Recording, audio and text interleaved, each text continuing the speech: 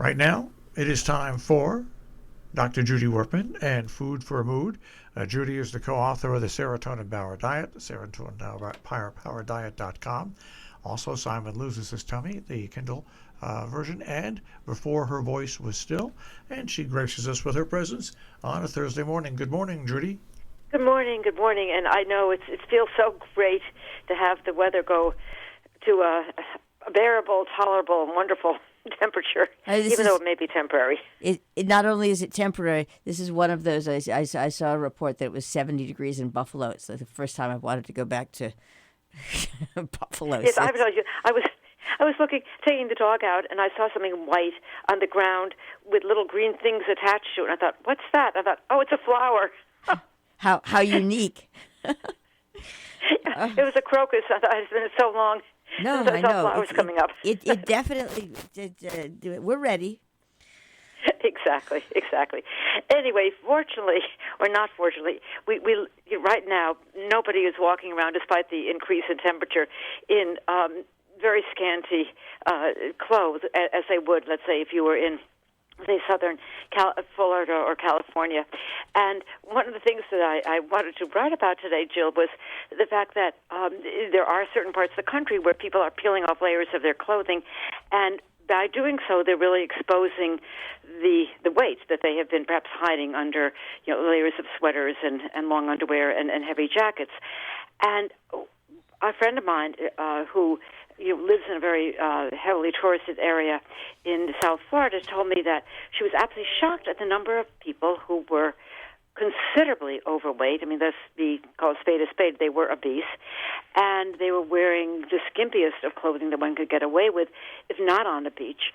And she said what was really amazing was that they were all young. These were not people who were in their 60s and 70s and perhaps a sort of put on weight over a period of many decades, but these were kids who were maybe if that 10 years out of high school. And she said, I don't understand it. Don't they realize how really overweight they are? I mean, it wasn't so much that she was criticizing the way they looked, but the fact that they seemed to be oblivious to the hazards of being so overweight. And so I decided to sort of look into it, and because, when you look at anything in the Internet, you always find an answer, whether it's accurate or not. But this time I did find some interesting facts. And one of the things that I saw was that in surveys that have been done over the last 5 or 6 years, it turns out that the young adult group, let's say from graduating high school through the 30s, do not perceive themselves as being obese, even though they definitely are. That their self-referential, status is, I'm normal in weight. There's nothing wrong with there's nothing wrong with my weight from an aesthetic standpoint. There's nothing wrong with my weight from a medical standpoint.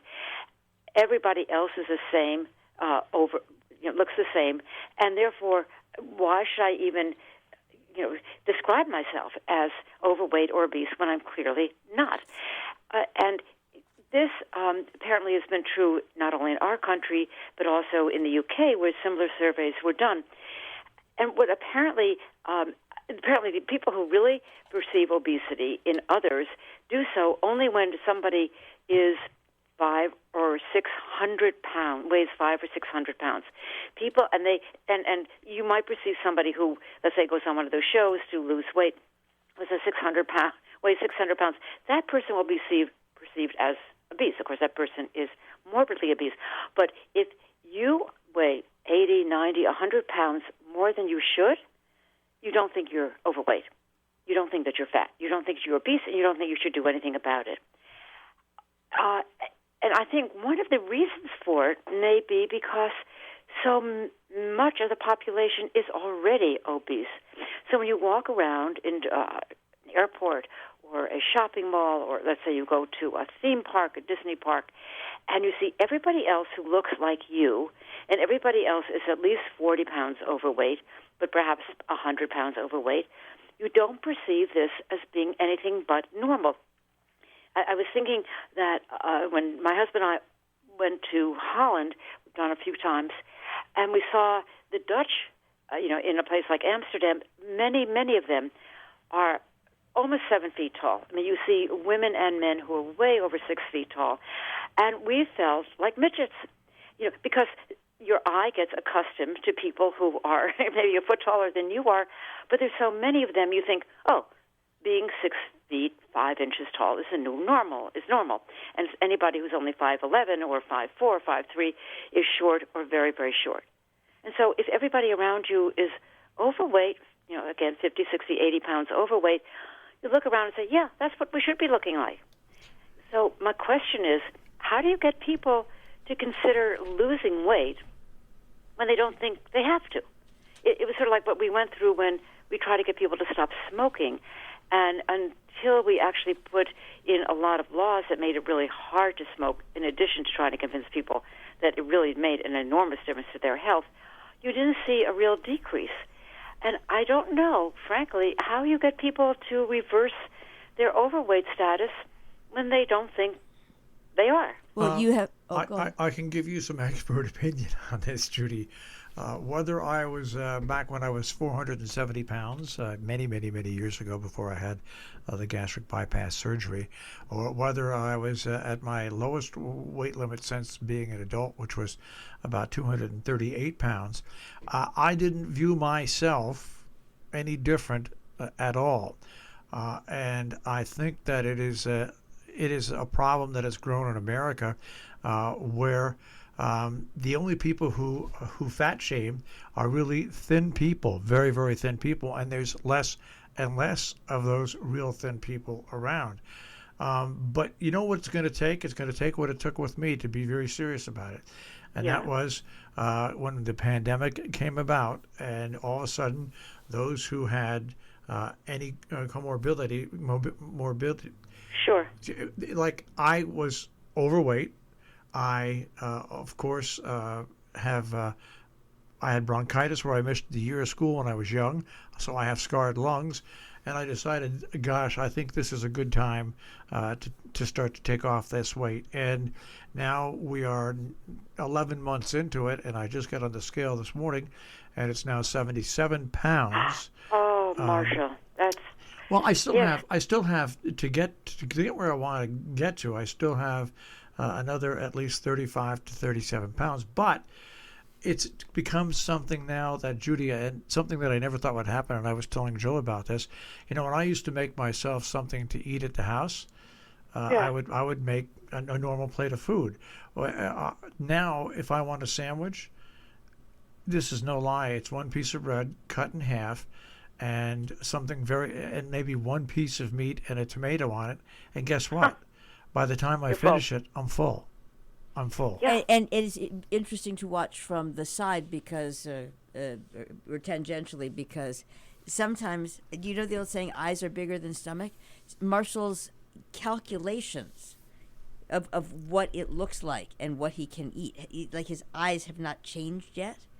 So it is really interesting. No, it's going to take a while to catch up. And I also noticed the stuff I have in my refrigerator lasts for much longer. I now seal things because I'm not eating nearly. And you know what?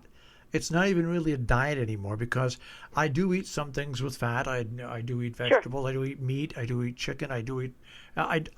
But it's now become second nature, and it finally, at the age of 68, hit to me that, you know what, doing it incredibly slowly over a long period of time, you really do change. So someone's got to have that motivating factor, and it can't be, oh, I want to look good, or oh, I want to please somebody. I agree. You got to. But there's something else that I would like to throw in here as well, and that is for the last, I'm not sure how long, if you have looked at let's call it, I'll call it Kate Moss druggy, like the cadaverous body imagery that was basically in the models. Yeah.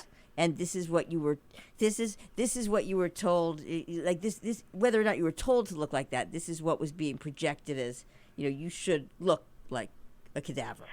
And but Jill, the average dress size now is 16 to 18. Wait, I totally understand that. I'm just saying that you've got a huge split between Yes. I'm not disagreeing. I'm just saying that sometimes when there is a huge split, it helps to go back to what could have potentially created the split to figure out what a solution is. That's all I'm saying.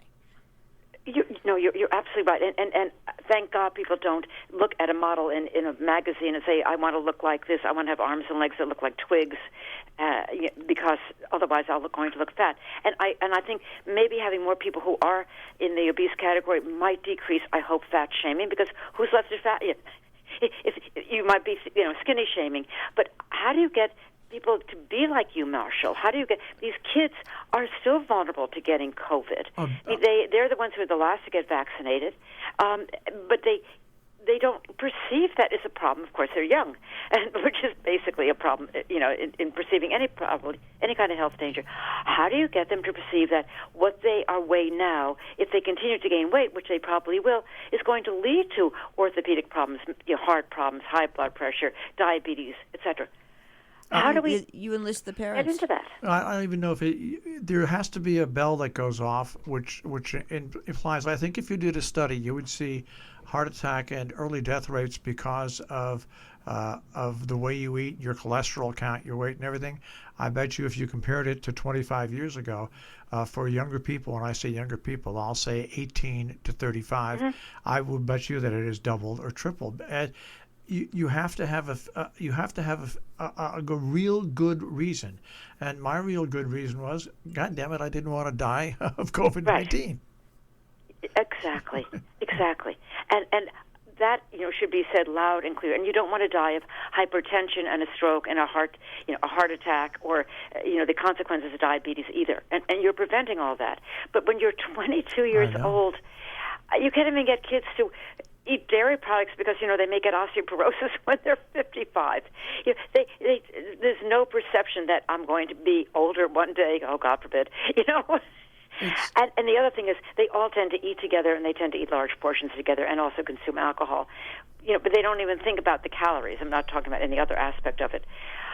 So somebody has got to figure out a way of getting to these kids before they get to the point where it's irreversible. Bill Marshall, know how hard it is for you to have started to lose, this weight, and it's a long journey, and thank God you are successfully pursuing that journey, but it's really hard to do if you have a lot of weight to lose. Bill Maher talks about it on his show every week, Real Time, and he says that it's great that we have all these things, but the number one thing that the Center for Disease Control, the president, and the health should work on is America's diet. And that's the only way that people are going to wake up. I've been up and down my whole life, and finally the bell went off because I'm 68 or 67 when it started. And you know what? I considered myself to be at risk. People have to be hammered over the head like they were with cigarettes and like with alcohol. You have to be hammered over the head, and it has to come every day from every form of media, from friends, from neighbors. Yes. Yes. And it has to be kind, but it also has to be. It has to be done correctly. Yeah. Yeah. But it has to be done. But exactly. Again, it can come under the category I'm being hooked again. One day we'll explain to people again what the hook is. But it has to be done intelligently, but it needs to become basically a part of health protocols, because otherwise you're way, way, way behind the eight ball. We're just going to fail. We're just going to be 100% obese. Not really, but we're just going to fail. And the medical cost, I'm not just talking about the financial No, the cost. Ancillary. Health cost, It's just horrible. Anyway, to be Okay. continued. Thank you very much. Very much. Bye-bye. Dr. Judy Wurtman, Food for Mood. And, of course, you're going to hear Judy here on Robin Hood Radio every Thursday morning, and also online, robinhoodradio.com. Click on demand. Click on Food for Mood with Judy Wurtman.